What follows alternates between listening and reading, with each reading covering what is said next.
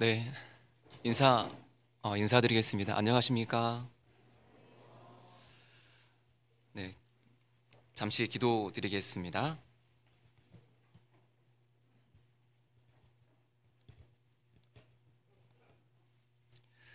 사랑과 은혜가 풍성하신 우리 아버지 하나님, 크고 귀한 구원의 은혜를 예수님의 보혈의 공로 안에서 값없이 저희에게 베풀어 주시고 믿음으로 거듭날 수 있도록 주 성령께서 도와주신 것 진심으로 감사를 드립니다. 구원받게 하신 이후에 주님이 살아 역사하시는 이 몸된 교회 안에 지체와 부분으로 연결되어서 공급받고 양육받아서 복음과 주님의 일꾼으로 변화되고 성장할 수 있도록 이끌어 주셔서 감사를 드립니다. 늘 주님께 기도드리는 것은 우리의 사랑하는 가족들, 우리 가까이 있는 사람들 중에서 멸망케 되는 사람 없게 되기를 주님께 구하고 의지합니다. 저희의 연약한 심령과 입술을 붙잡아 주시고 또 닫혀있는 그들의 마음을 열어주셔서 주님의 은혜가 우리와 같이 받아들여질 수 있도록 도와주시기를 원합니다. 주님의 교회가 주님의 이름으로 기도하며 준비하고 있는 2월 대집회에도 많은 사람들 불러 모아주시고 더 풍성한 구원의 역사 이루셔서 아버지 하나님께 영광이 돌아가고 우리에게는 기쁨이 가득하기를 원합니다. 함께 말씀을 상고할 때에 주 성령께서 친히 가르쳐 주시고 인도하셔서 각 사람의 심령에 주의 귀한 말씀들이 잘 새겨질 수 있도록 도와주옵소서. 처음부터 끝까지 모두 하나님께 맡기고 의지하면서 예수님 이름으로 기도드립니다. 아멘. 네, 성경 마태복음 26장을 보시겠습니다.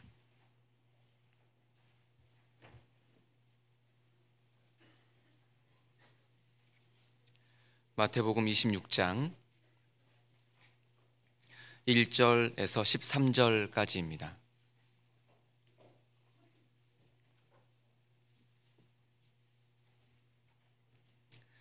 마태복음 26장 1절에서 13절까지를 제가 읽어드려 보겠습니다.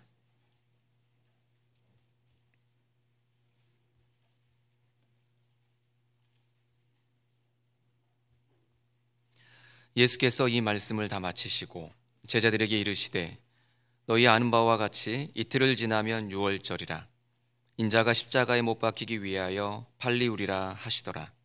그때의 대제사장들과 백성의 장로들이 가야바라 하는 대제사장의 아문에 모여 예수를 계계로 잡아 죽이려고 의논하되 말하기를 민요가 날까 하노니 명절에는 말자 하더라. 예수께서 베다니 문둥이 시몬의 집에 계실 때에 한 여자가 매우 귀한 향유 한 옥합을 가지고 나와서 식사하신 예수의 머리에 부으니 제자들이 보고 분하여 가로되 무슨 의사로 이것을 허비하느뇨? 이것을 많은 값에 팔아 가난한 자들에게 줄 수 있었겠도다 하거늘 예수께서 아시고 저희에게 이르시되 너희가 어찌하여 이 여자를 괴롭게 하느냐? 저가 내게 좋은 일을 하였느니라. 가난한 자들은 항상 너희와 함께 있거니와 나는 항상 함께 있지 아니하리라. 이 여자가 내 몸에 이 향유를 부은 것은 내 장사를 위하여 함이니라. 내가 진실로 너희에게 이르노니 온 천하에 어디서든지 이 복음이 전파되는 곳에는 이 여자의 행한 일도 말하여 저를 기념하리라 하시니라. 네, 13절까지 읽어드렸습니다. 한 주간 교회학교 방학 집회를 위해서 기도해 주시고 참여해 주시고 관심을 가져주셔서 진심으로 감사를 드립니다. 많은 분들의 관심과 기도 속에서 어린 학생들에게 하나님의 귀한 은혜와 사랑이 정확하게 전달되었을 것이다 라고 생각을 하고요. 준비된 학생들은 하나님의 사랑을 깨달았을 것이다 라고 생각합니다. 교회학교 학생들을 위해서 계속 관심을 가져주시고 항상 기도에 그 끈을 놓지 않았으면 좋겠습니다. 오늘은 마태복음 26장을 중심으로 해서 예수님께 향유를 부은 마리아에 대해 함께 상고를 해보려고 합니다. 항상 성경을 읽고 설교 말씀을 우리는 듣고 있습니다. 많은 말씀들을 듣고 있는데 정작 어려운 상황에 딱 처하게 되면 말씀이 잘 떠오르지 않습니다. 그래서 생각해 보게 됩니다. 과연 내가 성경에서 무엇을 찾고 깨달았는가? 내가 무엇을 믿고 있는가? 이것을 한 문장으로 요약을 해보고 싶습니다. 우리가 성경에서 과연 무엇을 발견하고 무엇을 깨달았을까요? 한 문장으로 떠올라야 되는데요. 그것은 요한일서 4장에 나와 있는 말씀이다라고 개인적으로 생각을 해봅니다. 하나님은 사랑이시라입니다. 하나님의 그 큰 사랑을 개인적으로 깨닫게 되었고 그것이 내 삶에 큰 영향을 끼치고 있습니다. 우리는 그 사랑을 개인적으로 모두 다 깨달았습니다. 그것을 요한계시록 2장에서는 첫사랑이다라고 말씀하십니다. 그 첫사랑의 중요성을 크게 강조하고 있습니다. 그 첫사랑의 의미는 우리가 처음 주님의 사랑을, 십자가의 사랑을 깨달은 것, 이것도 말하고 있고요. 또 무엇을 말하고 있냐면 나에게 만족을 줄 수 있는 유일한 사랑, 하나뿐인 사랑, 이것이 첫사랑의 의미에 들어가 있습니다. 또 첫사랑의 의미에는 무엇이 들어가 있냐면 최고의 사랑, 최상의 사랑입니다. 신앙생활 구원받은 이후에 해나가는 중에 우리가 생각해야 될 것은 주님의 사랑이 항상 최고다, 가장 우선된다, 이것을 잊지 말아야 됩니다.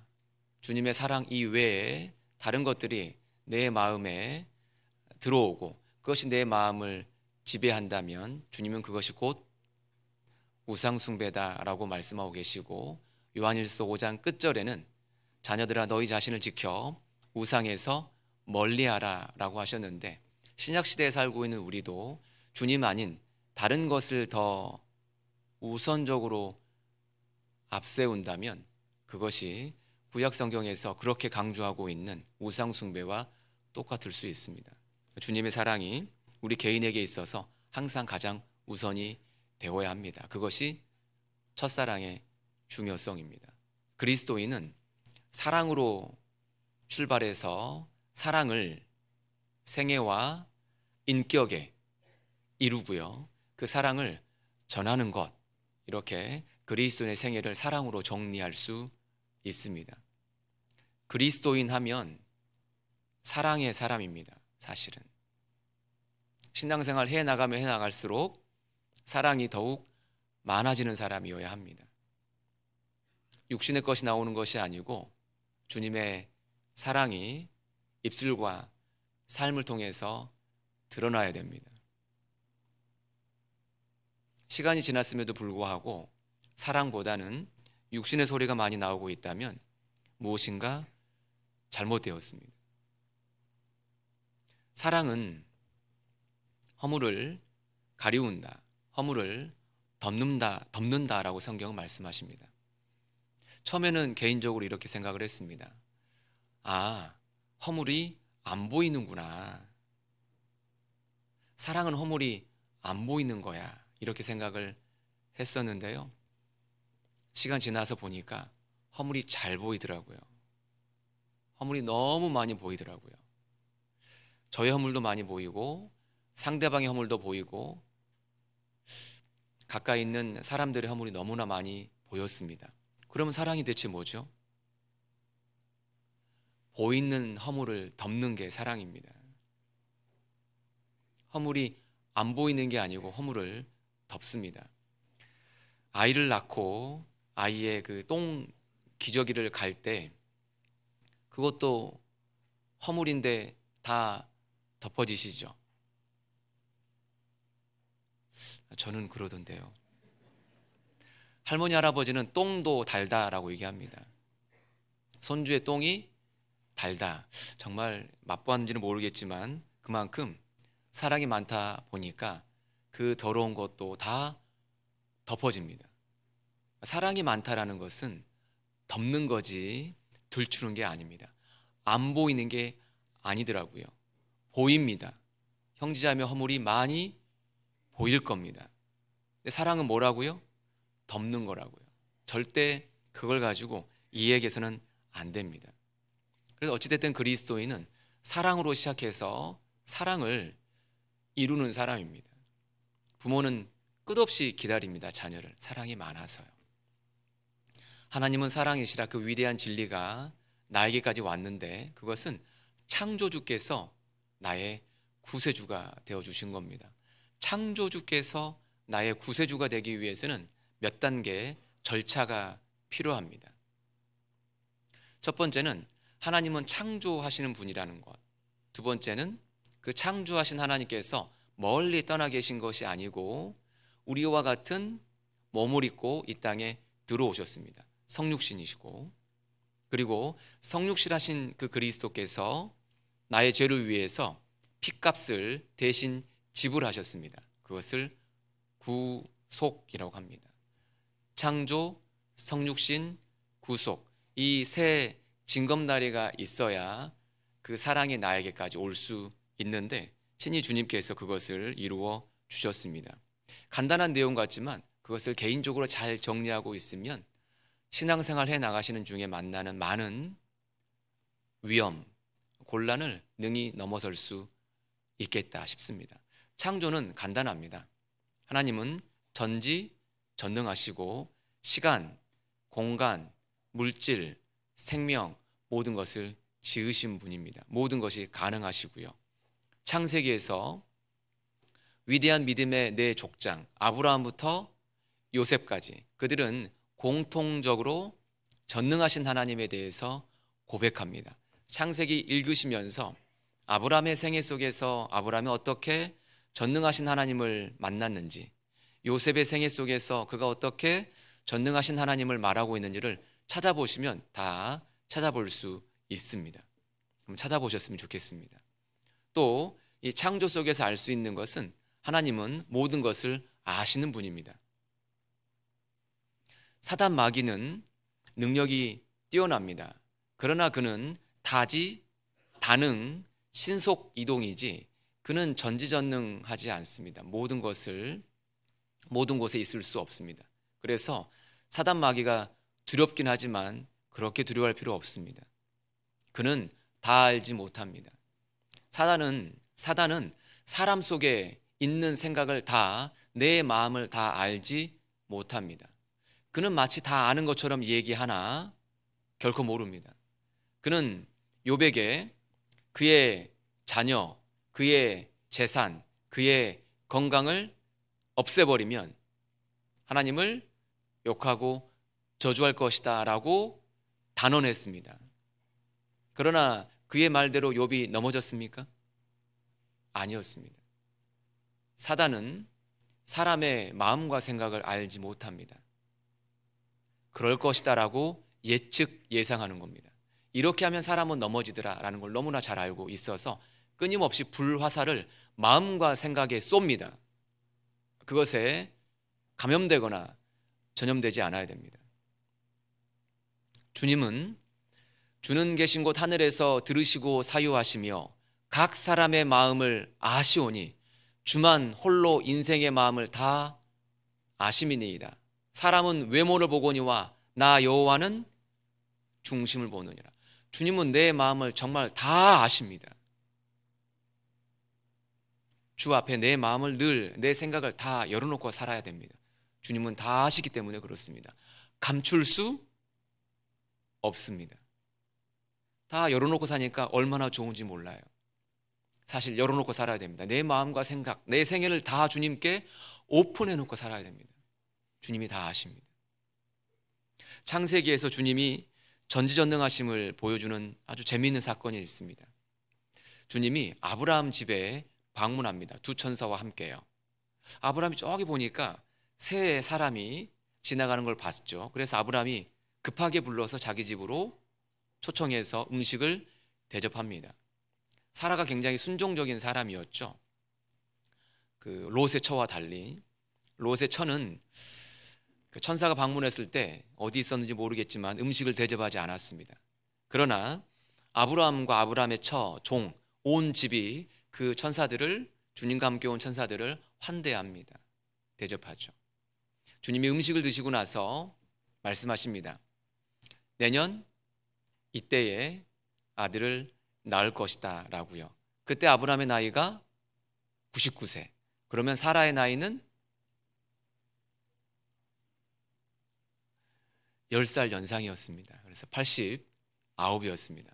그래서 경수가 끊어진 상황이었기 때문에 임신이 불가능한 상태였습니다. 근데 내년 이때에 아들을 낳을 것이다 라고 주님이 얘기하시니까 사라가 그것을 들었습니다. 어디서 들었냐면요, 장막 뒤에서, 텐트 뒤에서 엿듣고 있었습니다. 그러면서 웃어버렸죠. 피식 웃어버렸으면 들킨 건데 그렇게 웃지 않았어요. 사라도 대단한 여인이에요. 속으로만 웃었습니다. 속으로 한번 웃어볼까요? 뭐 다 지금 겉으로 웃고 계신 겁니다. 속으로 웃는 건 이럴 거라고 생각합니다. 제가 한번 웃어보겠습니다. 무표정이죠. 근데 방금 저 속으로 웃었습니다. 주님이 보셨어요. 뭐라고 하신지 아시죠? 사라가 왜 웃느냐라고 얘기하셨습니다. 사라가 깜짝 놀랐어요. 뭐라고 얘기했습니까? 저 안 웃었습니다. 주님이 그만하면 될걸. 너 웃었어. 사라가 웃었느니라 라고 하면서 그걸 일깨웁니다. 주님은 무엇을 하시죠? 내 마음과 생각을 아십니다. 내 마음의 기쁨, 내 마음의 슬픔, 내 마음의 어려움을 주님은 정말 아십니다. 마태복음 10장에서 주님은 머리카락을 헤아리신다고 하셨습니다. 그 머리카락을 헤아리신다라고 생각하면서 처음에는 내 머리털이 빠지는 거 다 알고 계시겠구나 이런 생각을 하면서 작은 것도 아시는 분이다 주님은 이렇게 생각을 했는데요, 조금 더 생각을 해보니까 이렇게도 교훈을 받을 수 있겠더라고요. 머리카락 밑에 뭐가 있습니까? 생각이 있죠. 주님은 머리카락을 헤아린다는 말 속에 뭘 헤아리실까요? 저는 생각을 헤아린다 생각을 합니다. 머리 아래 뭐가 있습니까? 내 마음이 있습니다. 내 마음도 주님은 헤아리십니다. 주님은 내 마음, 내 생각 다 아십니다. 머리카락 하나도 상치 아니하리라 라고 누가복음에서 말씀하셨습니다. 철저하게 완벽하게 보호하십니다. 주님은 다 아시는구나. 사실 이게 큰 위로가 됩니다. 요한계시록 2장과 3장에서 7교회에 대해서 말씀하시면서 주님은 내가 아느니라 라고 하셨습니다. 아십니다. 옆에 있는 구역장님은 아실까요? 모르실까요? 내 마음 아실까요? 내 형편 아실까요? 모르실까요? 옆에 있는 조장님은 내 형편과 사정 아실까요? 모르실까요? 원래 모릅니다. 그래서 너무 서운해하지 마세요. 그건 당연한 겁니다. 사람에 대해서 지나치게 기대할 필요가 없습니다. 사람은 원래 그래요. 주님만 아세요. 두 번째는 성육신 하셨습니다. 주님은 이 땅에 사람으로 직접 오셨습니다. 하나님이 인간의 몸을 입으신 거죠. 사람이 되어주셨습니다. 이건 놀라운 은혜입니다. 사실. 왜냐하면 짐승의 제사는 1년짜리이고 인간의 가치를 하락시킵니다. 그러나 주님이 친히 제물 되기 위해서 이 땅에 오셨기 때문에 인간을 하나님만큼 대우하시는 거죠. 인간을 높여서 하나님만큼 올리는 겁니다. 진화론은 사람을 짐승 취급하는 겁니다. 사람을 물질 취급하는 거죠. 물질. 낮추는 거예요. 그러나 성경은 사람을 하나님만큼 올립니다. 너무 귀하죠. 주님이 친히 낮아지셨기 때문에 그렇습니다. 그리고 그 주님은 우리와 같이 사람이 되셨기 때문에 사람이 겪는 아픔과 슬픔을 친히 다 겪으셨습니다. 체휼할 수 있는 위대한 사랑을 주님은 할 수 있습니다. 아파 보셨거든요. 눈물을 흘려 보셨습니다. 가난을 겪어 보셨습니다. 인간이 겪는 최악의 상황을 주님은 모두 겪어 보셨습니다. 그래서 주님은 나를 위로할 수 있습니다. 주님만 나를 위로할 수 있습니다. 이제 그 암 판정을 받고 이제 방사선 치료를 겪고 있는 그 분에게 위로를 하는 그 집사님의 이야기를 들으면서 마음에 진짜 울컥하더라고요. 얘기하면 울컥하실 겁니다. 울컥 안 하면 저하고 지금 설교를 잘 안 듣고 있는 겁니다. 울컥하셔야 됩니다. 이 방사선 치료를 하고 나면 음식을 먹는 게 상당히 어렵다고 합니다. 근데 이제 전도인인 제가 하나님이 자매님 위로하시고 하나님이 아십니다. 이제 몇 마디 겨우 힘들게 얘기했지만 위로가 되는 척 듣는 느낌이었어요. 받아들이려고 하는데 마음 깊이는 못 들어가는구나 라는 생각이 들었어요. 옆에 있는 집사님이 이제 나이가 있으신 집사님이니까 젊은 자매에게, 자매야, 방사선 치료를 받고 나면 음식이 잘 안 들어가지. 여기 내가 동치미, 라도 말로 신건지, 동치미를 이제 가져와서 동치미랑 함께 음식을 먹어라. 그나마 음식이 잘 넘어가더라. 잘 먹어야 돼. 그래야 회복이 돼. 하면서 동치미를 내미는데 듣고 있는 제가 너무 그냥 감동이 되는 거예요.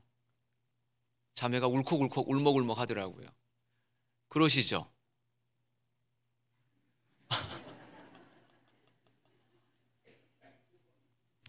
겪은 사람의 이야기는 달라요. 겪은 사람의 마음은 그냥 느껴집니다. 내가 겪는 어려움, 아픔, 슬픔 누가 먼저 다 겪으셨다고요? 내 주님이 먼저 다 겪으셨어요. 그게 성육신의 중요성입니다. 그리고 주님은 죄가 없는 제물 되시는 거예요. 죄 없는 제물. 여기에가 성육신의 중요성이 담겨 있습니다. 주님의 생애 중에 가장 중요한 것은 단연코 십자가입니다. 단연코 그 피입니다. 예수 그리스도를 배우고 예수 그리스도를 알아가는데 그 장대 위에 달린 놋뱀처럼 십자가에 달려서 그 피를 흘리신 예수님을 모른다면 잘못 배우고 있는 겁니다. 예수님에 대해서 많이 하는데 십자가와 피를 놓치고 있다면 가장 중요한 것을 모르고 있는 거죠. 주님은 십자가에서 친히 피를 다 쏟으셨습니다. 예수님이 죽고 내가 살게 되었습니다. 그 피가 나를 죄에서 해방시켰습니다. 얼마만큼요? 영원히. 영원한 속죄는 진짜 놀라운 은혜입니다. 기성 일반 교회와 생명 있는 교회의 차이점이 뭐냐? 바로 영원한 속죄입니다. 주님이 죄를 단번에 영원히 용서하셨습니다. 친히 이루어 주신 거죠. 그리고 우리에게 베풀어 주셨습니다. 죄를 단번에 영원히 갚으심으로 인해서 우리는 천국에 가게 되었습니다. 복음 말씀을 이제 수차례 들었지만 구원이 잘 이루어지지 않아서 너무 힘들었습니다. 내가 믿는 것 같은데 내 마음에 평안은 안 올까? 내가 얼마만큼 믿어야 하나님께서 인정해 주실까? 저는 그 생각이 많았습니다. 나는 분명히 믿는다고 하는데 이 믿음이 성경에서 말하는 그 믿음과 일치할까? 혹시 이 믿음이 잘못되면 어떻게 할까? 믿어야 그 죄가, 그 은혜가 나에게 미칠 텐데 믿는 자는 믿지 않는 자는 성경을 구분하고 있는데 내가 믿는 걸까 믿지 않는 걸까? 그래서 저는 진짜 힘들었습니다. 쉽게 받아들이는 사람 너무 부럽더라고요. 그런데 이제 공부를 말씀을 쭉 배우다 보니까 영원한 속죄가 그렇더라고요.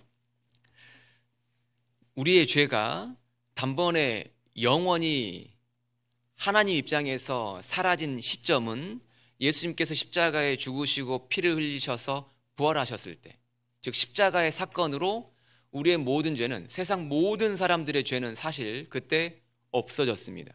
무슨 죄만 남았습니까? 믿느냐 믿지 않느냐 그 죄만 남아있잖아요. 성령을 회방하는 죄가 믿지 않는 죄지 않습니까? 그러니까 죄가 언제 없어졌느냐 생각을 하니까 아니 이미 없어졌더라고요. 뭐라고요? 이미 없어졌더라고요. 언제요?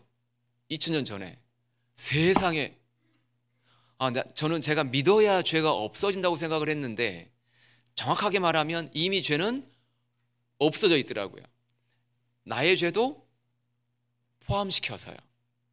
오늘까지 지은 죄뿐만 아니라 죽을 때까지 지을 죄가 이미 없어졌더라고요. 뭐야? 나는 잘 믿어야 없어진다고 생각했는데 이미 없어졌잖아. 나는 그럼 받아들이지. 나는 믿지. 그런 거 믿음이 쉽더라고요. 그 연말정산할 때 힘드시죠? 저 연말정산을 너무 힘들었어요. 연말정산할 때 너무 어려우니까 저는 항상 부탁을 했습니다. 전문가에게 부탁을 해가지고 선생님 잘 좀 부탁드려요. 선생님만 믿을게요 하고 딱 요 말하면 이분이 다 알아서 하더라고요. 저는 그 다음에 뭐 하면 되냐? 커피 한 잔 사주면 되죠. 커피 안 사면 안 되잖아요. 그죠? 전문가가 다 처리하는 거죠. 믿음은 전문가에게 맡기는 거예요. 전문가가 다 처리하고 나는 그 다음에 편하게 쉬죠. 죄 처리 전문가, 죄를 영원히 처리하는 전문가 예수님이시잖아요. 다 처리하셨더라고요. 그럼 나는 뭐 하면 돼요? 감사합니다. 그게 믿음이더라고요. 그래서 너무 쉬웠어요, 사실. 저는 그렇게 해서 구원을 받았는데 그렇게 구원 받으신 건 맞으세요? 영원한 속죄 이게 정확해야 됩니다. 그래야 구원이 안 흔들립니다. 뭔가 내가 신앙생활 잘할 때는 구원인 것 같다가 신앙생활 잘 못할 때 구원이 혹시 이런 생각이 드는 것은 그 영원한 속죄, 예수님이 전적으로 은혜로 완벽하게 해주신 것, 이것이 약간 흐릿해져서 그럴 수 있어요. 잘 정리를 해야 됩니다. 주님이 완벽하게 다 해결해 주셨죠. 그리고 이 영원한 속죄의 놀라운 점은 이겁니다.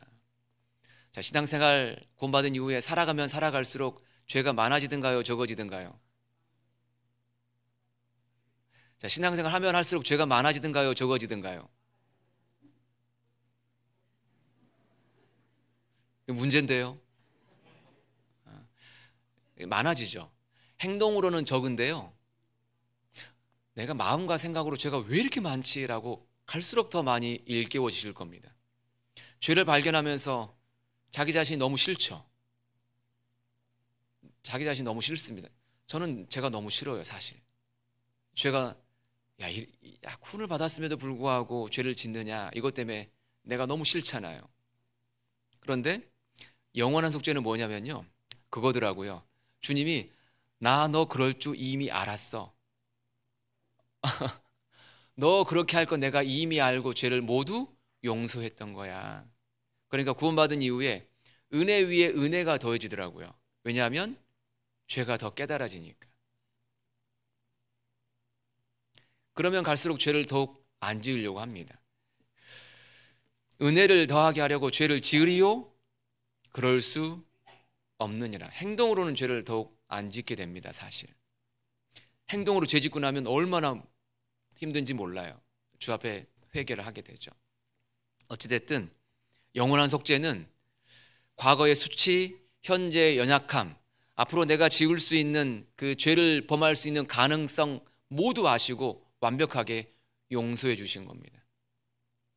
하나님은 사랑이시라. 이 위대한 진리는 이와 같은 절차와 과정들을 통해서 나에게까지 온 겁니다. 사랑은 진짜 커요.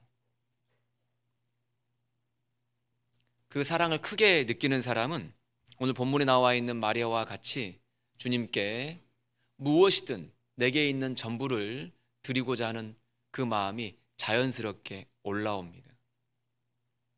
사랑의 크기는 보답의 크기와 정비례합니다. 왜 내가 주님께 드리는 시간, 재물, 재능, 이게 왜 줄어들고 있을까? 아니면 왜 작을까? 사랑, 이것이 줄어들고 작아지기 때문입니다. 그래서 첫사랑이 중요한 겁니다. 처음에 깨달은 사랑, 이 의미도 있지만 어떤 의미라고요? 가장 내게 있어서 첫 번째 되는 사랑입니다. 주님이 내게 가장 중요하신 분입니다. 이 의미가 첫사랑에는 함께 들어가 있다는 것을 일깨워야 됩니다. 그래서 마리아는 그 사랑에 대해서 보답하려고 했습니다. 너무 진지하게 말씀을 잘 들으니까 제가 너무 긴장이 되는 것 같습니다. 감사합니다. 이 마태복음 26장은 굉장히 중요합니다. 사복음서는 어디에 중점을 맞추고 있냐면 예수님의 생애 중에서 마지막 일주일을 아주 강조합니다. 이 마지막 일주일을 가름하는 사건, 이것은 예수님이 예루살렘에 입성하신 때입니다. 그때로부터 예수님이 주일날 입성하셨습니다. 그리고 나서 금요일날 죽으십니다. 그 일주일 사건이 성경에서 사복음서에서 아주 중요하고 양적으로도 많습니다. 마태복음 21장, 마가복음 11장, 누가복음 19장, 요한복음 12장, 공이 예수님께서 예루살렘에 입성하신 때를 말하고 있습니다. 근데 지금 마태복음 26장이라고 그랬잖아요. 마태복음 21장 이렇게 외우시면 됩니다. 21장, 2 세상 편이냐, 1 하나님 편이냐. 왜냐하면 예수님이 왕으로 입성하시니까요. 21장, 2 세상 편이냐, 하나님 편이냐. 22장은 예수님께서 혼인잔치로 이리 와 하면서 사람들을 초청하시죠. 이리 와. 22장 외우셨죠? 23장은 주님이 종교가들을 비난하십니다. 이 사람들아. 23장 이 사람들아. 24장은 마지막 때 징조니까 2판 4판. 그래서 25장은 예수님께서 열처녀 비유와 달란트 비유와 양과 염소의 비유를 통해서 신랑 되시고 주인 되시고 임금 되신 분임을 알려주십니다. 그러면서 이리 오너라 하면서 방문하시죠. 이리 오너라. 몇 장요? 55장. 26장은 주님이 이제 떠날 준비가 되었습니다. 떠난다. 26 준비가 되었죠. 26 준비. 26장. 27장은 예수님이 순환을 당하십니다. 이제 쳐라. 27장. 28장은 주님이 부활하시고 나서 이 팔을 보라. 28장. 이렇게만 외워도 진짜 성경 공부 많이 한 겁니다. 왜냐하면 성경 찾을 때 헷갈리잖아요. 이거 어디에 있지? 예수님이 입성하신 사건은 어디지? 찾고는 싶은데 엄청 찾다가 이제 스마트폰 펴가지고 이제 검색하시잖아요. 이게 장별로 좀 정리가 되어 있어야 성경을 찾기 쉽습니다. 제가 왜 이 이야기를 드리냐면 26장은 화요일부터 금요일 사건이 모두 기록되어 있습니다. 그런데 예수님께 이 향유를 부은 이 사건은 실제 화요일부터 성경을 시작하고 있기 때문에 화요일 사건처럼 보여지나 다른 성경, 그러니까 똑같은 사건이 마태복음 26장, 그 다음에 마가복음 14장, 요한복음 12장에 똑같이 기록되어 있습니다. 그 성경들을 비교해 보면 토요일인 걸 알 수가 있어요. 그래서 이게 화요일 사건이냐 토요일 사건이냐, 이게 이제 그 질의응답에 나오는 이제 그 내용 중에 하나입니다. 토요일 사건입니다. 왜 화요일 사건에다가 화요일부터 금요일 사건에다가 왜 토요일 사건을 넣어놨을까? 성령께서 왜 어떤 의도를 하셨을까? 교훈을 받아본다면 이렇게 생각합니다. 마태복음 26장에는 종교가들은 예수님을 죽이려고 하고요, 유다는 예수님을 팔고요, 베드로는 예수님을 부인합니다. 그러니까 강인한 남자들은 예수님을 죽이고 팔고 부인하는데 연약한 여자가 유일하게 예수님께 향유를 부어드림으로 인해서 예수님을 그 사랑하는 마음을 돋보이게, 대비적으로 도드라지게 나타냅니다. 참 믿음은 언제 드러나는가? 참 믿음은 바로 모두 다 주님을 떠날 때, 홀로라도 진중에 서서 진을 지킬 때입니다. 다 떠날 때 홀로 주 앞에 남아있는 것, 그것이 중요함을 이 토요일 사건을 화요일과 금요일 사건에 넣은 걸 통해서 우리에게 교훈하신다라고 저는 생각합니다. 왜 나 혼자 봉사해야 돼요? 왜 나만 나왔어요? 다 어디 간 거야? 이제 그러면 억울하잖아요. 뒤집어야 됩니다. 그때가 제일 좋을 때입니다. 마리아가 혼자 주님을 섬겼잖아요. 그리고 이 본문에는 마리아 이름이 나오지 않습니다. 마리아의 이름은 구약에서 미리암으로 보여지고요. 미리암은 가장 사랑받는 이런 의미를 갖고 있습니다. 마리아는 실제 사랑을 받을 만한 사람이죠. 이 마태복음하고 마가복음에는 마리아 이름이 나오지 않다가 요한복음에 가면은 마리아 이름이 나옵니다. 왜 이렇게 하셨을까? 또 생각을 해본다면 AD 65년에서 70년 사이에 마태, 마가 공관복음들이 기록되었기 때문에 이 공관복음이 기록될 즈음이면 아마 마리아나 마르다나 나사로가 살아 있었을 것으로 보여집니다. 나사로로 인해서 예수님으로 인해서 나사로까지 죽이려고 했던 것 아시죠? 나사로가 죽을 뻔했습니다. 예수님으로 인해서. 그 말은 마리아나 마르다도 예수님으로 인해서 위험에 처할 수 있는 상황이었다라고 생각을 합니다. 그래서 그들의 이름을 일부러 감추셨겠구나, 감춤으로 인해서 그들을 보호하셨다라고 생각할 수 있고요. AD 90년 좀 넘어서 기록된 말씀이 요한복음입니다. 그때 즈음이면 공생에 예수님이 이제 30년에 33년 지나고 60년이면 이제 꽤 시간이 흐른 거죠. AD 90년이 넘어가면 나사로나 마리아나 마르다가 아마 이 세상을 떠났을 겁니다. 그래서 그때 즈음이면 모든 성도들이 궁금해하는 내용이기 때문에 그들의 이름을, 특히 마리아의 이름을 요한복음에서는 기록했겠구나 생각을 해봅니다. 드러냄으로 인해서 영광을 받는 거죠. 이 땅에서 살아있는 동안에는 이름이 감춰져야 되고요, 주 앞에 갔을 때는 이름이 드러날 겁니다. 가장 아름다운 것은 그 사람이 떠나고 나서 주 앞에 칭찬이 있어야 됩니다. 근데 우리는 뒤집어서 생각하죠. 사람들로부터 칭찬받기를 원하는 마음들이 기본적인 욕구로 있다 보니까 알아주기를 원하는 마음이 큽니다. 그거 위험합니다. 가장 아름다운 것은 우리가 떠나고 없을 때. 칭찬을 어떻게 하라고 하죠? 그 사람 앞에서 칭찬하라고 합니까? 없을 때 칭찬하라고 합니까? 없을 때 칭찬하라고 하잖아요. 그게 좋은 칭찬이라고. 우리 없을 때 교회가 우리를 기억해주고 칭찬해주면 좋겠다. 우리가 이 세상을 떠나서 주 앞에 섰을 때 주님께로부터 조금이나마 칭찬을 들을 수 있었으면 좋겠다. 이제 그것도 여기서 교훈을 얻을 수 있습니다. 성경은 등장하는 지명이 1551곳, 등장하는 인물이 2930명입니다.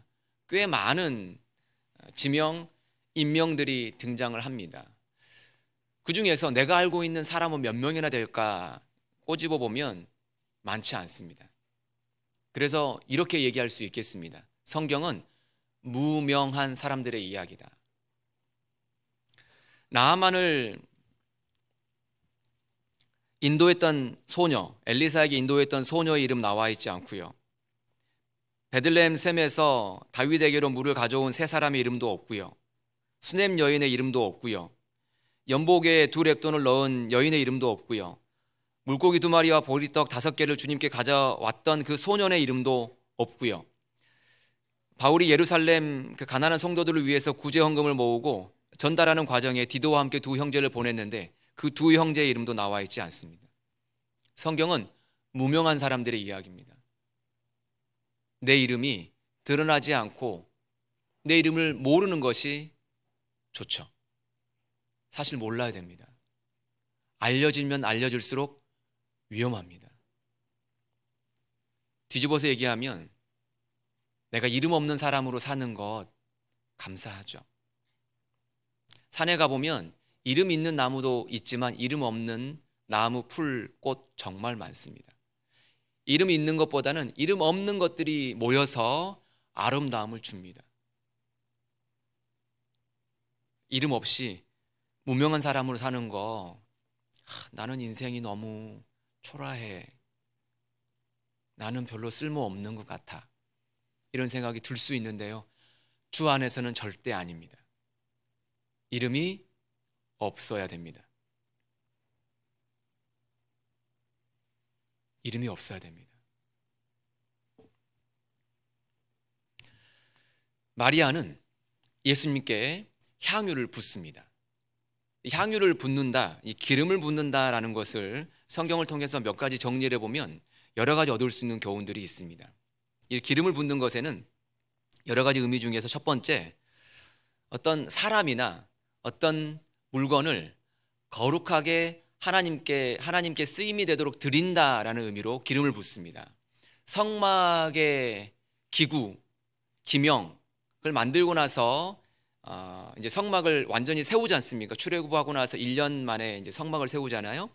세워서 이제 하나님께 처음 제사를 드리려고 할 때 성막의 기구와 기명들에 기름을 바릅니다. 주님께 드리는 거죠. 이 거룩하게 하고 거룩하게 한다는 의미로서 깨끗하다, 주님께 드린다라는 의미를 담고 있죠. 마리아는 주님은 깨끗하신 분이고 아버지 하나님께 드려지는 분입니다. 이런 기름을 붓는 의미가 있지 않을까 교훈을 받을 수 있습니다. 거룩은 반드시 깨끗하다, 성결하다와 함께 주님께 드려져야 된다. 이것이 거룩의 의미입니다. 신앙생활은 말씀과 기도로 거룩하여짐이니라, 이 말씀 기억나시죠? 신앙생활을 잘못 생각하면 개인 경건 생활을 지나치게 오직 거기에만 빠져가지고 말씀 읽고 기도하는 것만 생각하고 살면 반쪽짜리 거룩입니다. 온전한 거룩은 교회 안에서, 공동체 안에서 주님께 드려질 때 그게 온전한 거룩입니다. 개인 경건 생활은 주님께 드려지기 위해서, 공동체 안에서 내가 헌신하기 위해서 하는 거지, 이것이 주 목적이 아닙니다. 주님께 드려지는 것이 온전한 거룩입니다. 기름을 붓는다라는 것은 주님께 드려집니다라는 의미가 들어가 있다고 생각하고요. 기름을 붓는 것에는 특별한 직분을 세울 때 기름을 붓습니다. 왕, 제사장, 선지자를 세울 때 기름을 붓죠. 다윗은 기름을 몇 번 부음 받았냐면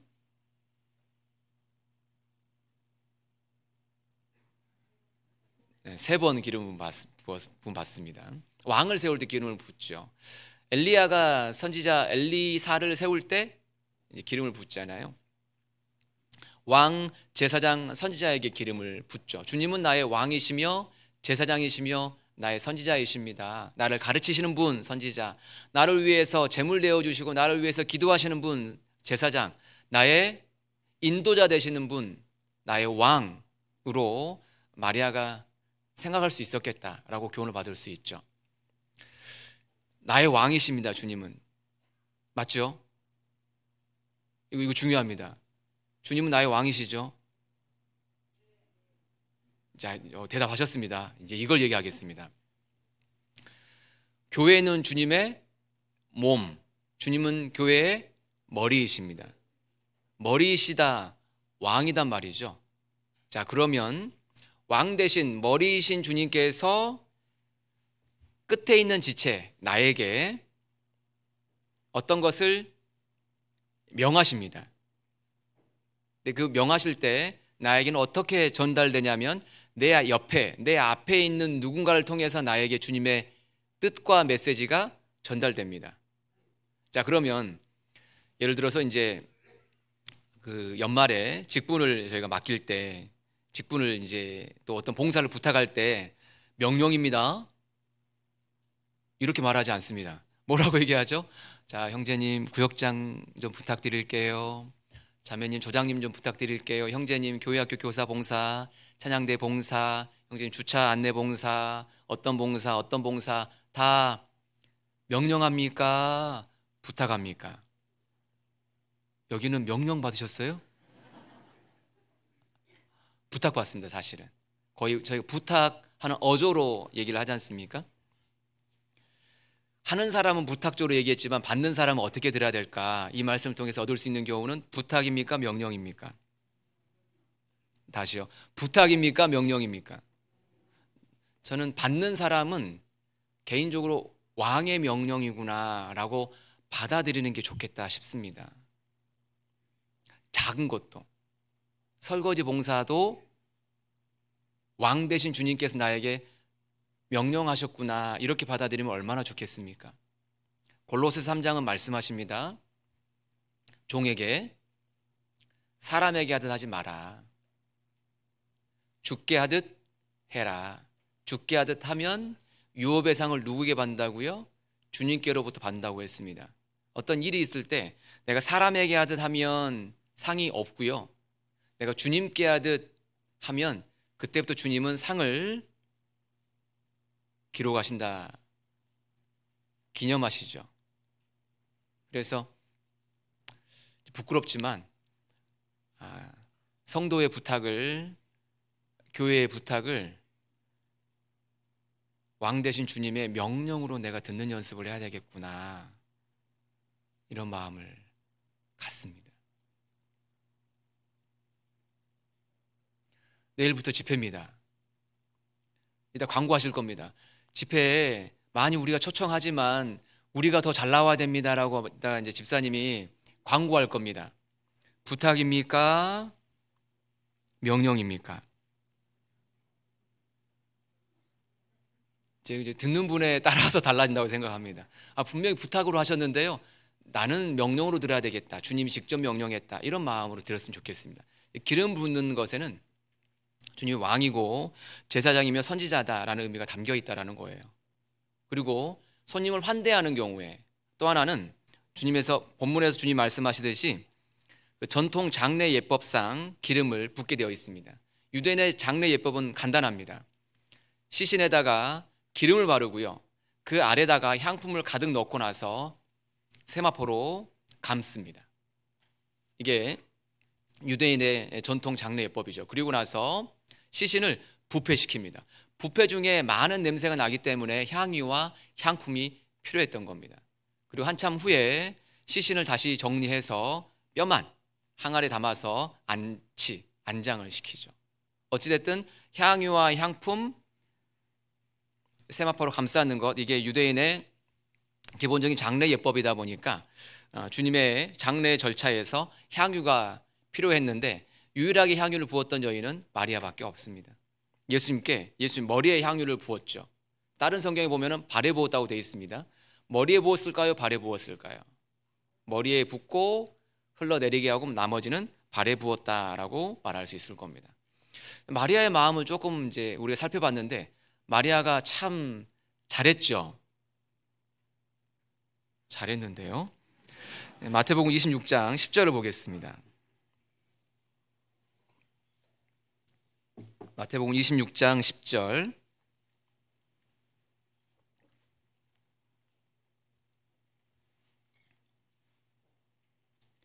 예수께서 아시고 저희에게 이르시되 너희가 어찌하여 이 여자를 괴롭게 하느냐, 저가 내게 좋은 일을 하였느니라. 주님은 마리아에게 정말 잘했다, 좋은 일 했다라고 칭찬하셨습니다. 이런 칭찬을 정말 들을 수 있었으면 좋겠다, 그런 마음이 큽니다. 이 마태복음 25장에 아까 이리 오너라 라고 하면서 주인이 달란트를 맡기고 간 내용이 나옵니다. 이 달란트 비유에서 저가 내게 좋은 일을 하였느니라와 같은 비슷한 칭찬이 있습니다. 한번 찾아보겠습니다. 25장 19절입니다.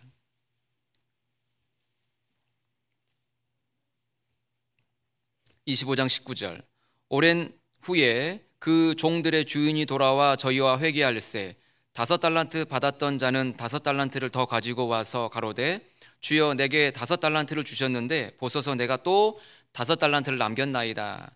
그 주인이 이르되 잘하였도다 착하고 충성된 종아, 내가 작은 일에 충성하였음에 내가 많은 것으로 내게 맡기리니 내 주인의 즐거움에 참여할지어다 하고. 이 달란트 비유 여기 나와 있고, 누가복음 19장에는 문화 비유가 나와 있습니다. 달란트 비유는 5달란트, 2달란트, 1달란트 다르게 주었지만 문화 비유에서는 모두 다 한 문화씩 줍니다. 문화 비유는 구원받은 사람이고요, 달란트 비유에서는 남긴 사람만 구원받은 사람이죠. 남기는 것은 구원받은 사람만 가능하잖아요. 그런데 5달란트 받았던 사람은 5달란트를 남기고요, 2달란트 받았던 사람은 2달란트를 남깁니다. 근데 칭찬은 52글자로 똑같습니다. 글자 수를 한번 세봤습니다. 52글자로 칭찬이 똑같아요. 5달란트나 2달란트나. 이 달란트 비유는 저 개인에게 있어서 개인적 열등감, 이것을 극복하게 하는 너무 귀한 말씀 중에 하나입니다. 보시는 것처럼 좀 아쉽잖아요. 저도 잘 압니다. 저도. 가장 제가 충격적이었던 때는 제가 이제 전도실에 앉아 있는데 그 전도실 뒤에 그 놀이터에서 나누었던 이야기들이 들렸을 때 가장 충격적이었습니다. 저희 딸들이 놀이터에서 한참 놀고 있고 옆집 그 목사님의 그 딸들도 함께 놀았어요. 근데 이제 그 목사님은 제가 봐도 멋있어요. 키 크죠? 잘생겼죠? 옷 매무새가 잘 나와요. 옷걸이가 좋다고 하죠. 똑똑해요. 거의 수학 박사입니다. 영어 잘하죠? 일어 잘하죠. 학교도 잘 나왔어요. 이제 그 옆에 있는 어떤 자매님이 너네 아빠 누구야? 라고 물어봤더니 우리 아빠 누구예요? 라고 말하니까 너네 아빠? 이제 그런 얘기를 쫙 한 거예요. 옆에 저희 딸들이 이제 듣고 있었겠죠. 너네 아빠 누구야? 우리 아빠 누구예요? 그렇게 얘기하니까 그래 하고 이렇게 거기까지는 저는 괜찮아요. 저희 딸들의 말이 저도 알아요. 제가 그러고 삽니다.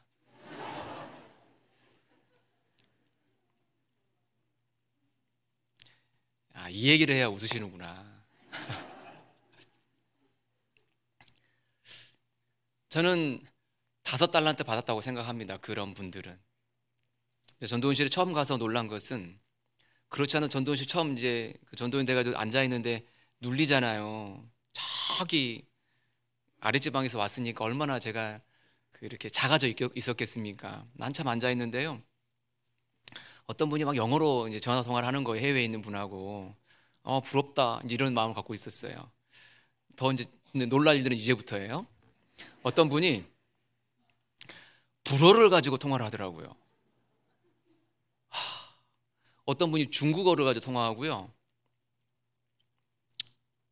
슬퍼지잖아요.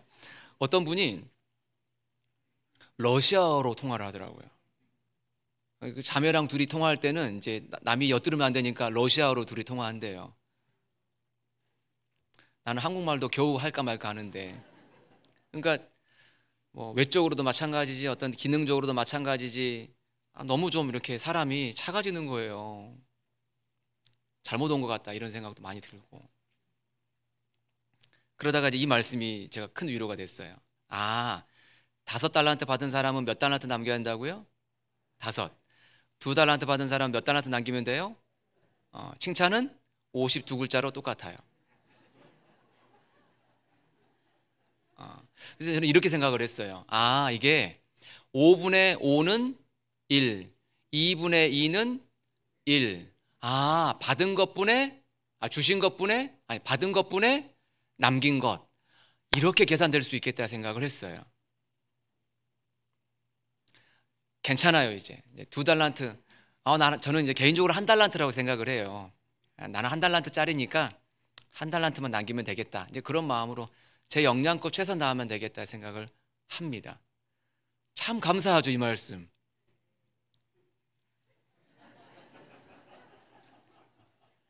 그런데요, 1달란트를 만만하게 보지 마세요. 1달란트는 6,000데나리온입니다.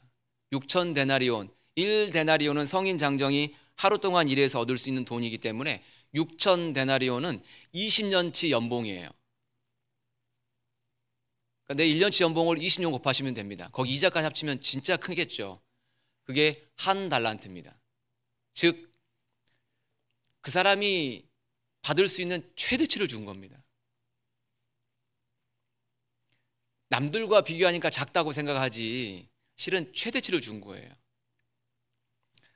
혹시 티코 아십니까? 티코? 티코로 살면 되는 거지 굳이 옆에 있는 그랜저 부러워할 필요 없습니다. 그냥 티코로 살다가 가면 됩니다. 티코로 많이 봉사하다가 많이 남기고 남 도와주고 살다가 가면 그랜저가 받는 칭찬과 티코가 받는 칭찬이 똑같아요. 티코 모르세요 혹시? 마티즈가 티코 후 한참 뒤 모델이죠. 아주 작아도 괜찮다. 그냥 그 모양대로 나는 살아야 되겠다 생각을 해요. 최대치로 준 거니까요. 탤런트죠. 하나님이 주신 겁니다. 그래서 남기는 게 중요한 거구나. 내 받은 것 안에서 최대치 받으면 주님께로부터 받는 칭찬이 크다라는 걸 알 수가 있겠습니다. 주님이 주신 은혜가 크고 주님께 드릴 수 있는 기회가 항상 있는 건 아니더라고요. 기회를 잘 사야 합니다. 다시 마태복음 26장 11절입니다.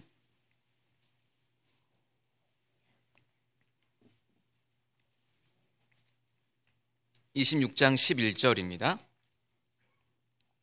가난한 자들은 항상 너희와 함께 있거니와 나는 항상 함께 있지 아니하리라. 주님은 자신이 죽으실 것을 복음서에서 살펴보면 3차례 정도는 이제 그 기록된 걸 알 수 있습니다. 그래서 마가복음에는 8장, 9장, 10장에 연속해서 주님이 죽으실 것을 이제 기록한 성경이 있습니다. 마가복음이 가장 그 예수님의 생애를 순서적으로 기록한 것이다라고 이제 성경학자들은 말하기 때문에 8장, 9장, 10장 순서적으로 3번을 말씀하셨는데요. 죽으실 것을 누차례 경고했고 되풀이해서 말을 했습니다. 가장 말씀을 많이 들은 사람들은 예수님의 가까이 있는 제자들이 예수님 죽으실 것을 가장 많이 들었습니다. 가장 중요한 얘기를 들었는데 그들의 반응은 엉뚱했어요. 뭐 하려고 했죠? 좌우편 자리를 탐내기 시작했습니다. 죽으실 걸 얘기하고 있는데 좌우편 자리를 탐내고 예수님의 이모에게 청탁해가지고 예수님께 얘기하게 하는 이런 이제 말도 안 되는 일들을 예수님의 제자들은 했어요. 누차 들었음에도 불구하고. 그런데 마리아는 그들에 비해서 예루살렘 근처 베다니에 살고 있었기 때문에 예수님이 예루살렘에 올라왔을 때 몇 차례 안 올라오셨습니다. 1년에 이제 공식적으로는 한 차례씩은 꼭 갔기 때문에 올라가서 머물면서 지내면서 말씀을 하셨을 것이고 예수님 공생의 후반기에 예수님 죽으실 것을 주로 강조해서 말씀하셨기 때문에 마리아는 예수님이 죽으실 것에 대한 것을 여기 나와 있는 것처럼 가난한 자들은 항상 너희와 함께 있지만 나는 항상 함께 있지 않는다. 떠날 거다. 이 이야기를 몇 차례 들었을 거예요. 제자들에 비해서 마리아는 적게 들은 거죠. 제자들은 많이 가까이서 들었지만 마리아는 그러지 않았어요. 근데 반응이 완전히 다르죠. 그러니까 많이 듣는 거 중요합니다.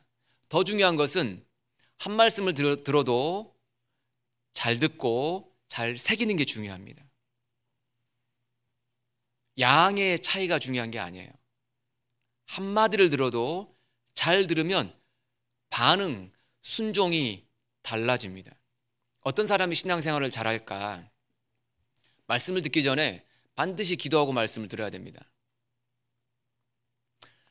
너희가 하나님의 말씀을 받을 때에 사람의 말로 받지 아니하고 하나님의 말씀으로 받음이니 진실로 그러하다. 이 말씀이 또한 너희 믿는 자 속에서 역사하느니라. 사람이 전하고 있는데 사람 말로 듣지 않고 하나님의 말씀으로 들을 때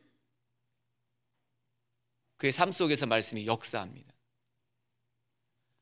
많이 듣는 거 중요하지만 잘 듣는 건 더 중요합니다.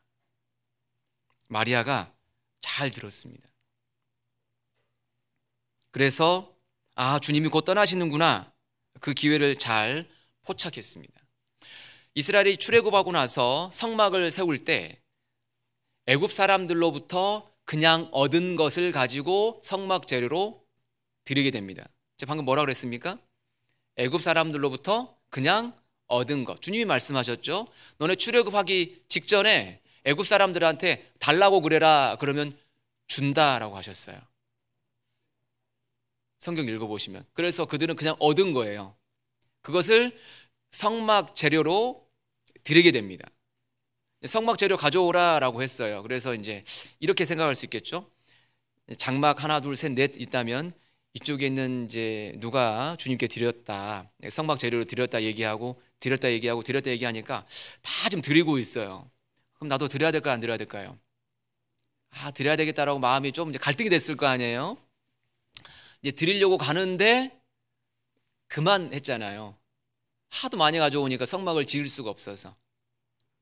드리려면 빨리 드리는 게 좋습니다. 매는 빨리 맞는 게 좋아요. 드릴 거면 빨리 드리는 게 좋아요. 그래야 마음이 편해요. 뒤에 이제 할까 말까 막 이러고 있으면 마음이 너무 힘들어요. 그냥 해버려야 편해. 할 거면 빨리 하는 게 좋습니다. 봉사할 기회가 있으면 빨리 하는 게 좋습니다. 그 교회 일정은 참 재밌더라고요. 경험적으로 알게 된 건데, 교회가 바쁘면 직장도 바빠요. 그리고 집도 바빠요. 진짜 항상 그래. 저희 대학 때 꼭 교회 대집회 기간에 중간고사 걸려요. 이제 빠져가지고 공부하고 있으면 공부가 됩니까, 안 됩니까? 공부 저는 안 되던데요. 그래서 안 되겠다 해서 그냥 다 때려치고 그냥 교회 가서 말씀 듣고 와서 공부하고 그랬는데요. 그러면서 터득한 이제 교훈은 원칙이 하나 있어요. 그래서 저희 신혼 때 자매랑 하나 정하는 원칙이 있습니다. 교회 일과 집 일과 직장 일이 겹치면 가장 뭘 먼저 하자? 이미 그렇게 하고 계시는군요. 그렇죠. 그 순서는 꼭 정해야 됩니다. 먼저 할 걸 풀어야 뒤에가 다 풀립니다. 그래서 기회가 있을 때 드려야 됩니다. 여기 주님께서 말씀하셨죠. 나는 항상 너희와 함께 있지 않는다. 향유를 부은 것은 마리아밖에 없다고 말씀드렸는데, 예수님이 이제 죽으시고 나서요, 예수님의 시신을 십자가에서 내린 사람들은 자신의 믿음을 숨겼던 아주 훌륭한 사람들이죠. 숨겼어요. 사실 믿음을 못 드러냈어요. 숨은 제자였습니다. 숨은 제자라고 말할 수 있는 니고데모와 요셉, 아리마대 요셉이 드디어 믿음을 드러냅니다. 십자가 아래에서. 세상 사람 다 예수님을 버렸죠. 예수님의 제자들도 예수님을 버렸죠. 근데 숨어있던 그 두 제자, 니고데모와 아리마대 요셉이 예수님의 시신을 받아요. 빌라도에게 가가지고 예수님의 시신을 내릴 수 있게 해달라고 직접 얘기합니다. 당돌하게. 받아요. 대단하죠. 그래서 니고데모와 요셉의 믿음이 너무 대단한 겁니다. 사실. 내려가지고 아리마대가 준비한 그 무덤에다가 예수님을 시신을 급하게 넣습니다. 바로 안식일 바로 직전이었기 때문에 급하게 향품 넣고 얼른 말아가지고 얼른 넣어버렸어요.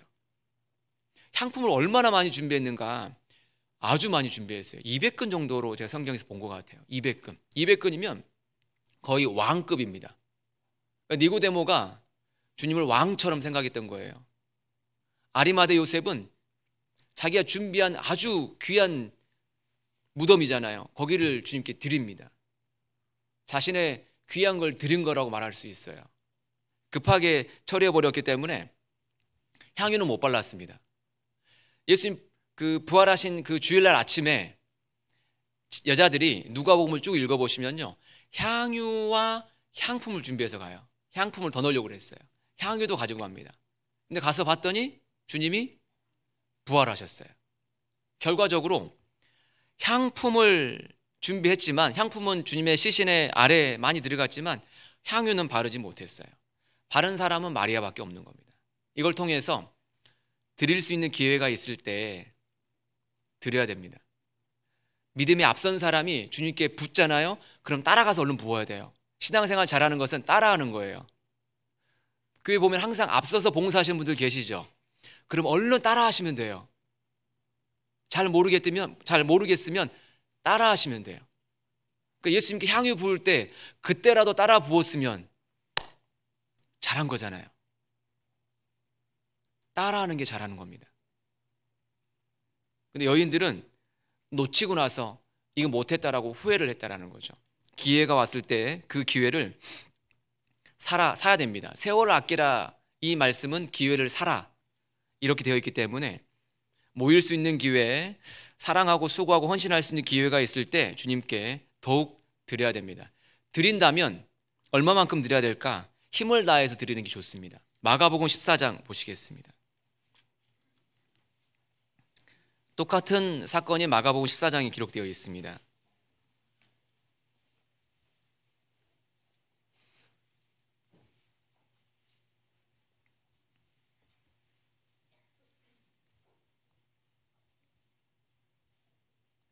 마가복음 14장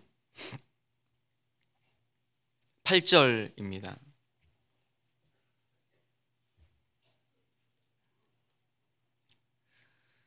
저가 힘을 다하여 내 몸에 향유를 부어 내 장사를 미리 준비하였느니라. 내 몸에 향유를 부어 내 장사를 미리 준비하였느니라. 그 앞에 저가 힘을 다하여 라고 되어 있습니다. 힘을 다하여. 힘을 다하여. 마리아가 최선 다했다라고 주님은 보셨습니다.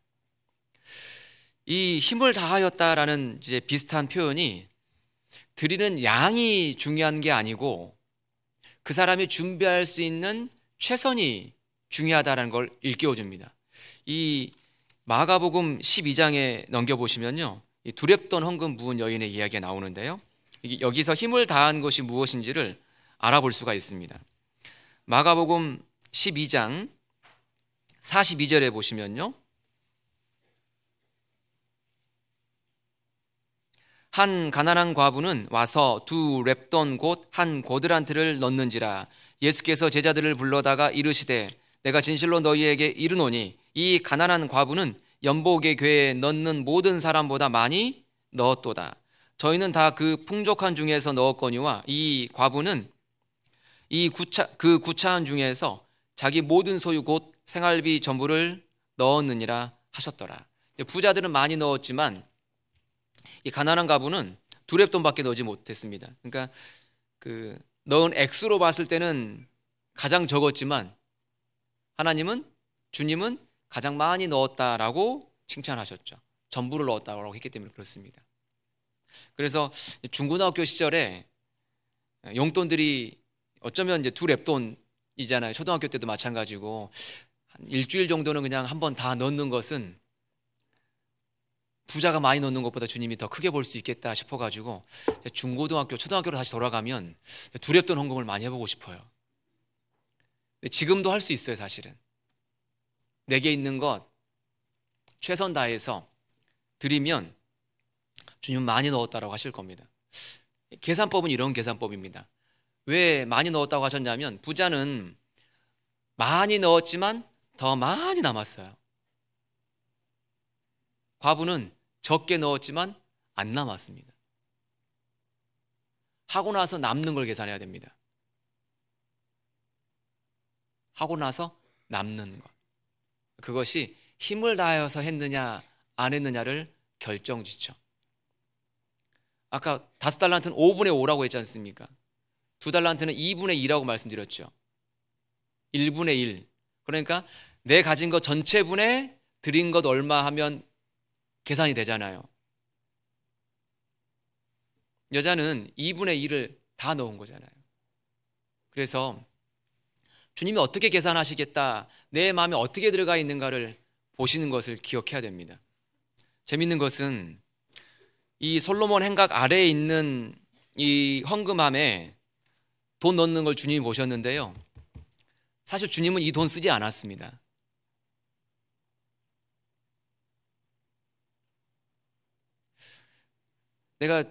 우리 교회에서 내가 헌금하는 거 어쩌면 주님이 직접 쓴 건 아닐 수 있겠다 생각을 해보게 되더라고요. 근데 이 말씀 보면은 주님께 드린 것으로 보시죠. 주님이 이 가운데서 일하시기 때문에 그렇습니다.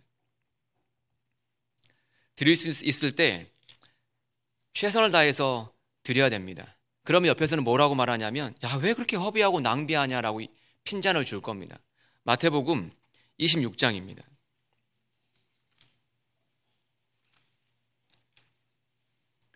마태복음 26장 7절에서 8절입니다.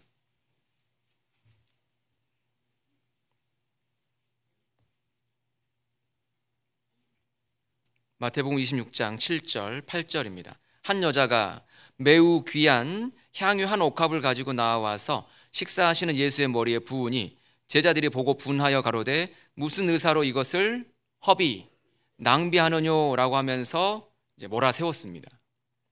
그러니까 주님이 이 여인을 변호해 주셨죠. 최선을 다하면 분명히 옆에서 왜 허비하냐, 왜 낭비하냐, 너무 지나쳐, 왜 이렇게 생각을 안 해, 이렇게 얘기할 수 있습니다. 재물뿐만 아니라 내게 있는 재능, 내게 있는 시간, 내게 있는 전생애를 주님께 드리면 미쳤어 이런 얘기를 한단 말이에요. 근데 그게 잘한 겁니다. 우리가 이제 교회 안에서 얻은 이제 교훈 중에 하나는 향유 옥합을 부으고 나면 이상하게 빈 옥합에 다시 채워지는 거였어요. 붓고 나면 기름병이 다시 차요. 신앙생활 최선 다해서 하고 내가 드릴 수 있는 거 더 드려봤을 때, 시간이든 재능이든 재물이든 드렸을 때 주님이 이상하게 붓고 나면 더 채워주시더라고요. 그러시죠? 반드시 경험해야 됩니다. 이것은 실천적 신앙이 되어야 됩니다. 주님께 드리는 것이 아깝지 않아야 됩니다. 손해야, 허비야, 낭비야, 시간적 투자나 육신적인 헌신이나 재물의 드림이나 이것이 낭비가 아니고 허비가 아님을 알아야 됩니다. 이상하게 주님은 다시 채워주십니다. 재밌어져요. 여기 채워지죠? 저기에 남죠.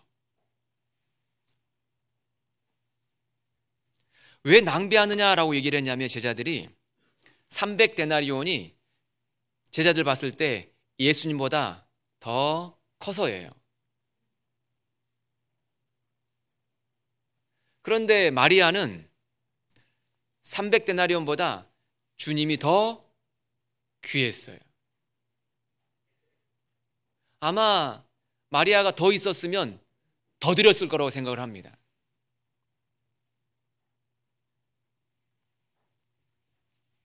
무엇을 크게 귀하게 여기느냐를 생각해야 됩니다. 주님이 나를 얼마나 크게 귀하게 여기는가.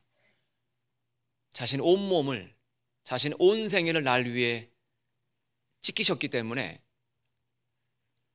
내게 있는 것, 아주 작은 것이라도 드리는 것을 당연한 거라고 생각을 해야 됩니다. 빈 옥합 다 드려버리니까 빈 옥합밖에 없으니까 허비했다, 낭비했다라고 얘기를 했어요. 그런데 실제로는 모두 드려진 거예요. 주님께. 이거와 똑같은 것이 번제입니다. 번제는 재물을 번제단에 올리고 완전히 태워버립니다. 남는 것은 새카만 재밖에 안 남습니다. 근데 번제가 히브리어로 올라예요. 올라. 다 올라가 버렸어요. 주님께. 다 올라가 버리고 새카만 재밖에 안 남았어요. 이스라엘 민족이 신앙적으로 병드니까 느헤미야가 떠난 이후에 말라기 시대 때 그 구약의 성도들이 뭐라고 말하냐면 어차피 다 태우는 거, 저는 거, 흠 있는 거, 쓸데없는 거 드려야 된다. 어차피 태우잖아. 이렇게 얘기를 했죠. 그리고 나니까 400년간 주님은 아무 소리가 없으셨던 거예요. 그들의 신앙적으로 병들었기 때문에. 어차피 태워지는 거라고 했죠. 아니에요. 주님께 다 드려지는 거예요. 다 드려질 거면 좋은 걸 드려야 돼요. 귀한 걸 쏟아붓고 나서 남은 빈 옥합 보지 마시고, 주님께 다 드리고 나서 타고 남은 재만 보지 마시고 주님께 모두 드려진 거다라는 것을 생각을 해야 됩니다. 신앙생활 최선 다해서 하면 할수록 남는 것은 새카만 죄, 빈 옥합인 것처럼 보일 수 있어요. 특히 이제 어머니 자매님들은 식당에서 오랫동안 봉사하다 보면 손목, 팔목, 그 다음에 허리, 온전하신 분 별로 없더라고요. 무릎도 많이 애리고. 저는 그게 빈 옥합이다, 그게 다 타고 남은 재와 같다 생각을 합니다. 우리가 주 안에서 이 땅에 살아가는 동안에 이 땅에 있는 모든 것 다 태워서 주님께 다 올려드리기 위해 살고 있기 때문에 내 육신의 그릇이 빈 옥합처럼 다 빌지라도, 초라할지라도, 볼품 없을지라도 주님께 드려지고 있는 것이다 라고 생각을 해야 됩니다. 드려진 건데 잘못 생각하면 껍질만 볼 수 있습니다.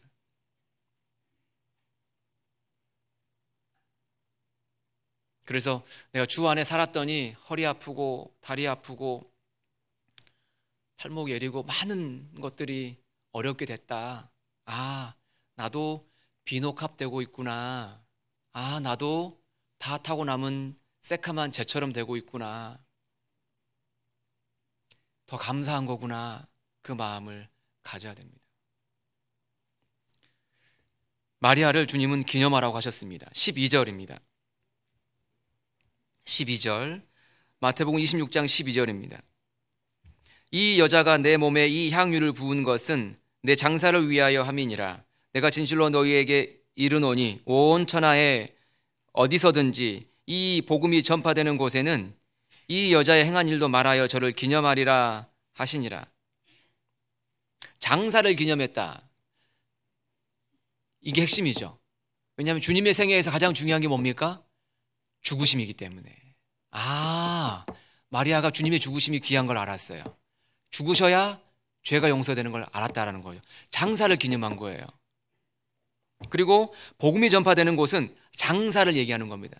주님이 죽으심을 얘기하는 게 복음이 전파되는 거예요. 주님의 죽으심이 증거되기 위해서는 이 여자와 같이 행하는 사람들이 있어야 한다. 그리고 그렇게 해서 복음이 전해지면 이 여자 행한 일도 말하게 될 거다. 기념하는 거예요. 성경에서 기념하는 건 두 개밖에 없습니다. 이 기념하라고 하신 것은 이 마리아가 주님께 드렸던 이 향유 옥합 사건과 성만찬 사건이에요. 둘 다 공통점은 장사를 얘기하고 있어요. 죽으심을 얘기하고 있는 겁니다. 우리가 기념해야 될 것은 늘 죽으심을 기념해야 돼요. 즉 우리는 가까이 있는 사람들에게 주님이 죽으셨어요. 날 위해 죽으셨어요. 당신을 위해서도 죽으셨어요. 이것을 얘기해야 되는 거죠. 그리고 이것이 전해지기 위해서는 마리아와 같은 헌신, 희생이 반드시 있어야 됩니다. 내게 있는 귀한 것을 부어야 됩니다. 나의 시간의 투자, 물질적 희생, 육신적 헌신 이런 것들이 반드시 함께 가야 복음이 전해집니다. 공짜가 아닙니다. 주님의 사랑은 공짜이지만 이게 전해지기 위해서는 대가가 지불돼야 됩니다. 왜 날 통해서 복음이 잘 전해지지 않을까? 내가 그만큼의 대가를 지불하지 않아서일 수 있습니다. 부끄럽지만.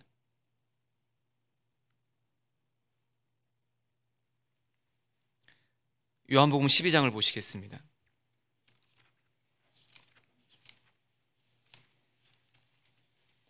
3절입니다.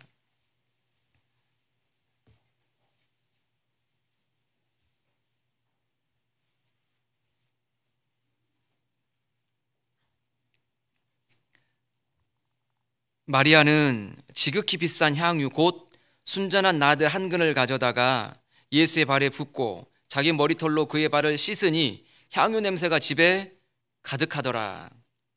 향유 냄새가 집에 가득하더라.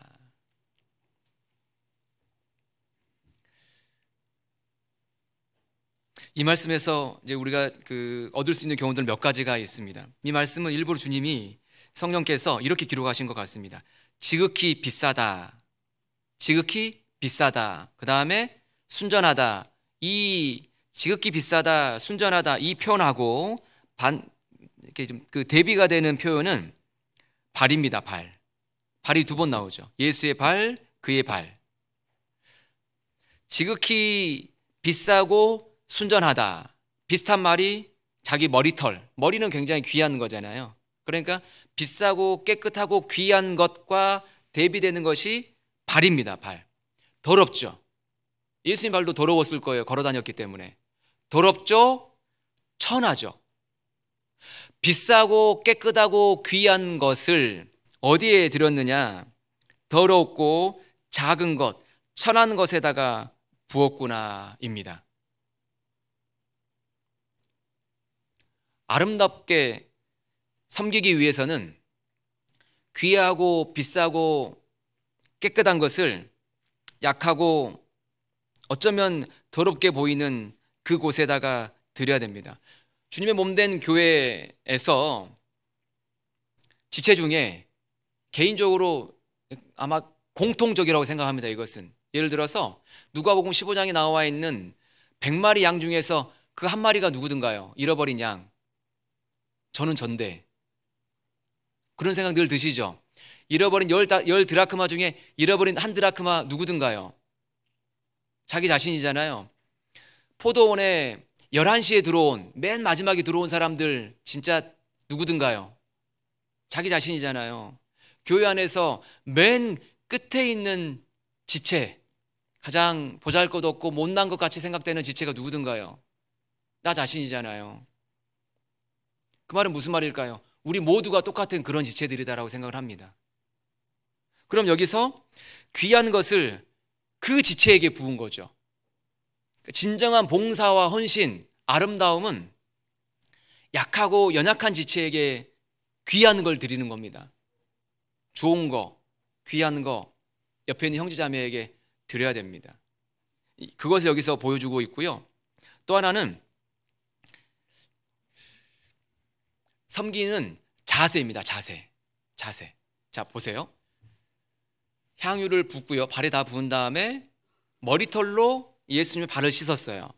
자, 머리털로 예수님의 발을 씻으려면 서서 해야 됩니까? 무릎을 꿇어야 됩니까? 무릎을 꿇어야 됩니다. 허리는요? 펴야 됩니까? 숙여야 됩니까? 머리는요? 들어야 됩니까? 낮춰야 됩니까? 이게 섬김의 자세라고 생각합니다.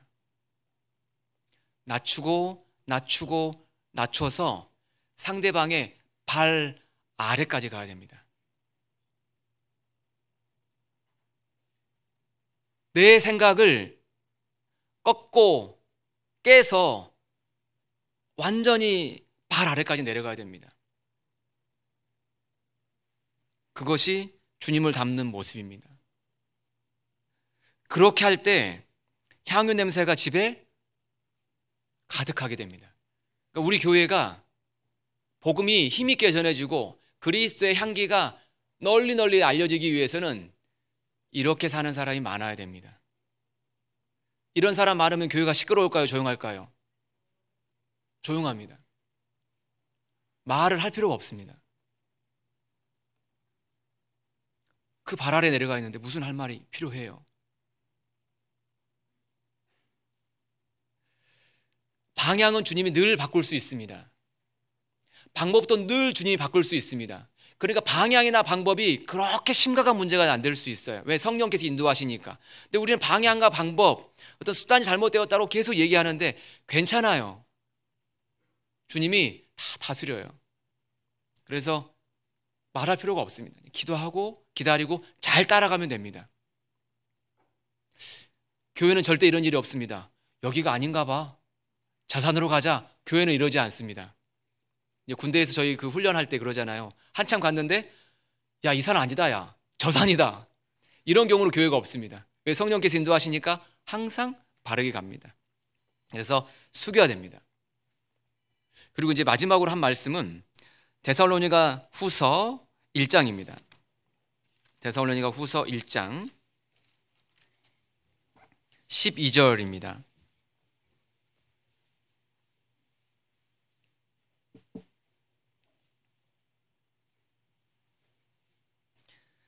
데살로니가 후서 1장 12절. 우리 하나님과 주 예수의 은혜대로 우리 주 예수의 이름이 너희 가운데서 영광을 얻으시고 너희도 그 안에서 영광을 얻게 하려 함이니라. 예수님의 이름이 너희 가운데서 영광을 얻었다. 그러면 너희도 영광을 얻는다라고 하셨습니다. 저는 이제 머리에다가 아르간 오일을 바릅니다. 15,000원에 2개짜리. 2년 전에 사가지고 지금도 아직 한 통 다 못 썼는데요. 15,000원에 2개짜리 써가지고 이제 기름으로 머리 이제 대충 이제 정리를 하는데요. 15,000원에 2개짜리니까 7,500원짜리인데 이거 조금 해가지고 바릅니다. 제가 어떻게 그 300데나리온짜리 기름을 머리에 바를 수 있겠어요? 마리아는 머리에 얼마짜리 발랐습니까? 주님께 발랐지만 자기 머리도 바른 거예요. 그렇잖아요. 주님께 귀한 것 드리면 누구도 영광 받습니까? 솔직히 얘기해 볼까요? 신앙생활 자기 때문에 하잖아요. 주님께 칭찬 듣고 싶어서 하는 거잖아요. 다 자기 위해서 하는 거잖아요. 은혜 보답한다고 하지만 자기를 위해서 하잖아요. 주님께 칭찬받았으면 좋겠잖아요. 300데나리온 기름 머리에 바르는 방법은 무릎을 꿇고 허리를 숙이고 머리를 꺾고 귀한 걸 주님께 붓는 거예요. 교회 안에 붓는 겁니다. 지체 안에 붓는 거. 그러면 자기도 영광을 받습니다. 주님께 영광 돌려드리면 자기도 영광을 받아요. 주님이 나에게 면류관 씌워 주실 겁니다. 기름이 면류관이지 않습니까? 영광 받으셔야 됩니다. 모두 다. 그러려면 주님께 더욱 많이 부어드렸으면 좋겠습니다. 기도드리겠습니다. 주님 감사합니다. 귀한 시간 주셔서 함께 말씀을 듣고 배우며 주님의 은혜를 일깨우고 그 은혜에 보답하고자 하는 선한 마음 다시금 생각해 주셔서 감사를 드립니다.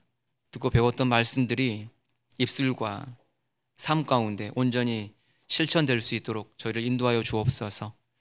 내일부터 있는 대집회에 많은 사람들 불러 모으셔서 구원의 역사 풍성하게 이루어 주옵소서. 예수님 이름으로 기도드립니다. 아멘. 다음 주 집회네요. 네. 찬송 302장 1절하고 3절만 하겠습니다. 찬송가 302장 1절 3절입니다.